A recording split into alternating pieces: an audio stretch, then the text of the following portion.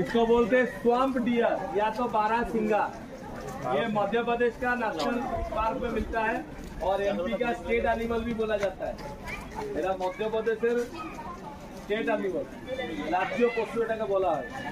এটাকে বারহসিঙ্গা বা swamp deer. এর একটা স্পেশালিটি আছে, যত গরম পড়বে তত গায়ের কালারটা পুরো হলুদ ফর্সা হবে, যত ঠান্ডা পড়বে তত গায়ের কালারটা কালো হয়ে যাবে। দেখো জলহস্তি, আর একটা স্পেশালিটি আছে। এই তো 6 মাসের বাচ্চারাও দেখে না, ওর সঙ্গে বোনস।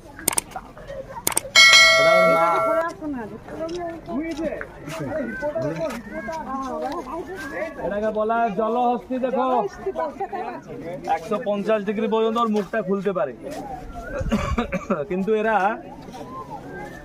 জলে সাঁতার কাটতে পারে না, জলে ভাসতেও পারে না। আর এরা বাচ্চাকে যে দুধটা খাওয়াবে ওরা জলের ভেতরেই খাওয়ায়, বাইরে খাওয়াতে পারবে না, কেন ওদের যে পায়ের যে পুরাটা শেপটা ওরকম ভাবেই তৈরি করা হয়েছে। আর দ্বিতীয় কথা হলো ওদের যে ঘামটা বেরোয় লাল রকমের একটা ঘাম বেরোয়, কেন যেহেতু ওদের গায়ে লোম নেই সেই জন্য ঘামটা লাল কালারের বেরোয়। ওই লাল কালারের তরল পদার্থটা সূর্যের আল্ট্রাভায়োলেট রেটাকে রক্ষা করার জন্য, স্কিনটাকে রক্ষা করার জন্য। ও স্কিনটা হলো 1.65 মিলিমিটার, পাথর মেরে দিলে রক্ত বেরিয়ে আসে। আসো ওইদিকে, একদম এটাকে বলা হয় হুলক গিবন।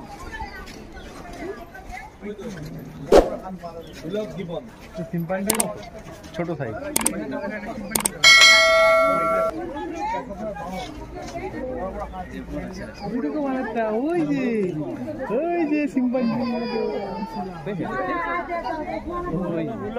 এর আরেকটা স্পেশালিটি হচ্ছে বাঘের গর্জনটা 10 কিলোমিটার, বাঘের গর্জনটা 3 কিলোমিটার মতো শোনা যায়। এদের গর্জনটা বাঘের গর্জন থেকে আরো দূর পর্যন্ত শোনা যাবে। आइए हुलुक गिबन। हुलू बोल के एक पेड़ के ऊपर रहता है नॉर्थ ईस्ट में, इसीलिए इसका नाम है हुलुक।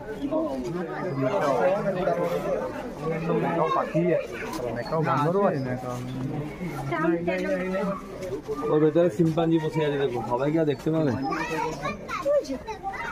সিম্পাঞ্জি ভিতরে বসে আছে।